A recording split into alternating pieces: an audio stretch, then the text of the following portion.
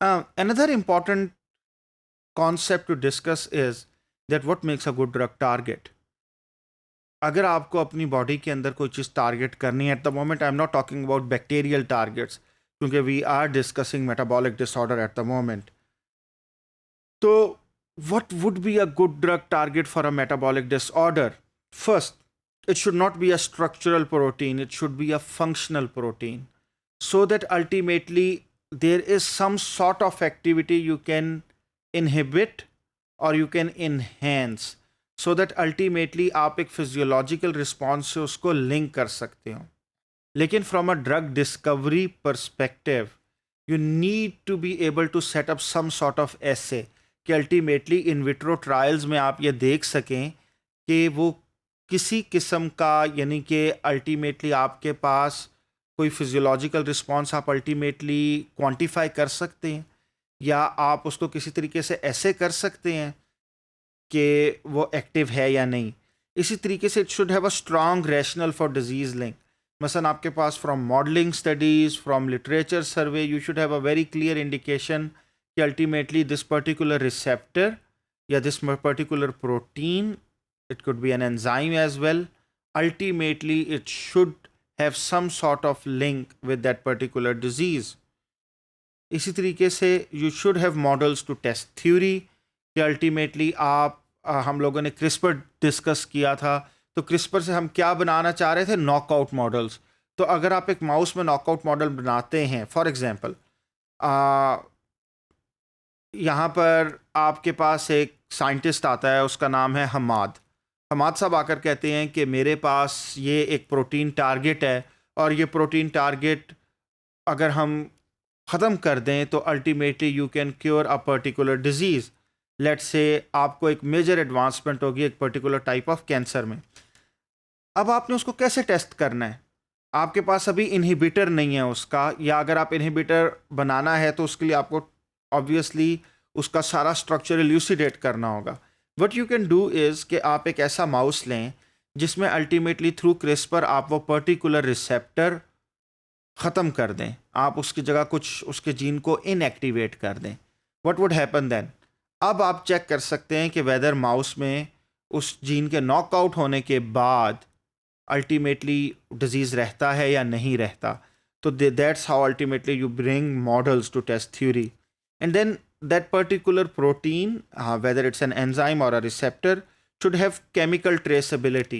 मसलन आपने उसका स्ट्रक्चर इतना ज़्यादा एल्यूसिडेट कर लें कि कम से कम आप उसके ऊपर कोई और केमिकल आप डॉक करके उसको बाइंड कर सकते हैं. मसलन कोई ऐसी प्रोटीन तो नहीं कि जो इतना मेजर रोल प्ले कर रही है कि वो हर किस्म के पाथवे में इन्वॉल्व है कि आप उसको टारगेट नहीं कर सकते, या उसका आपको कोई स्ट्रक्चर का अंदाज़ा नहीं है, and you have no clue कि अल्टीमेटली आप उससे कोई चीज़ कैसे बाइंड करवाएंगे. And does its level change with the disease? A lot of times the proteins which are playing a particular role in disease physiology, they start to get overexpressed or underexpressed in various disease conditions. So let me show you a cohort of various targets which are currently used. So for example, you have things like, this is out of targets of current drug therapies, around 483 basically drugs के ये targets isolate किए गए हैं. तो you have integrins जो cell to cell surface के अंदर आपके पास रोल प्ले करते हैं इंटरेक्शन में. You have ion channels, you have nuclear receptors, you have 7TM receptors. 7TM receptors are also G protein coupled, लेकिन TM stand for transmembrane domains. You have proteases and you have kinases. Kinases क्या करते हैं? Phosphorylate करते हैं और ultimately various cellular pathways में huge role play करते हैं.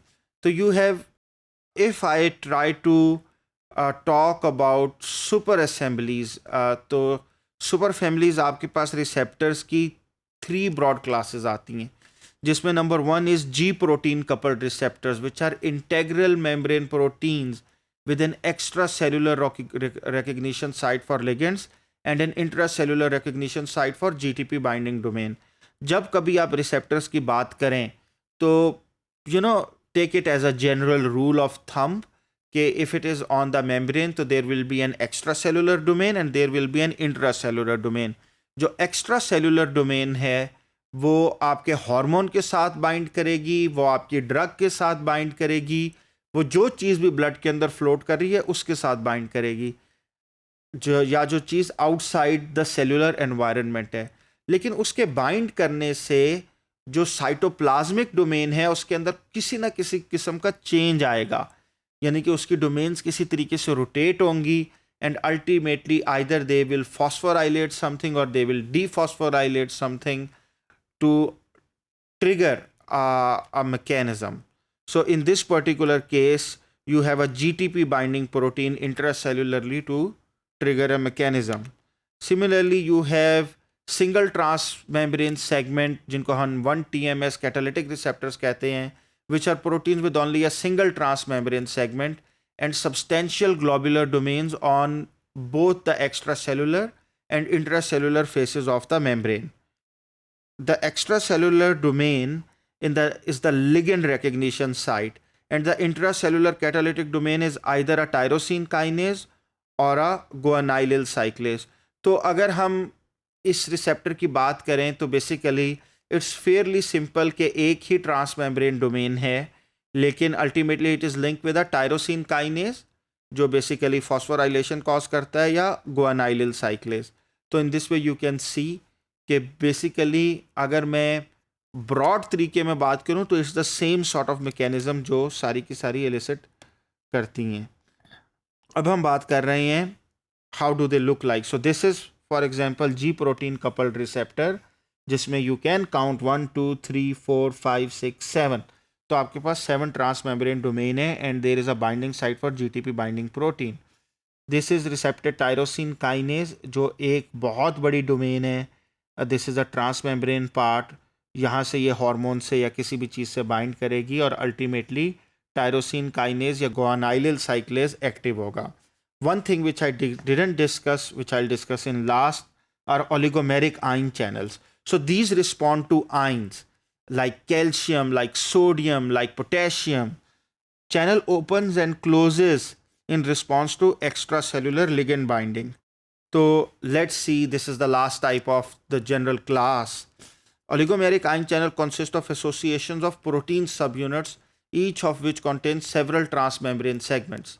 These oligomeric structures are ligand-gated ion channels. Binding of the specific ligand typically opens the ion channel. The ligands for these ion channels are neurotransmitters. So आपकी body में आपकी जो सारी की सारी न्यूरोट्रांसमिशन है basically that depends a lot on sodium and potassium and also calcium. तो basically वहाँ पर आपको ये ज़्यादा देखने में आते हैं. These are more complex structures as compared to the other two. और जब इनको कैल्शियम पोटेशियम या सोडियम बाइंड करता है तो they open up. So basically this is a very intricate procedure which is modulated by ions in your body.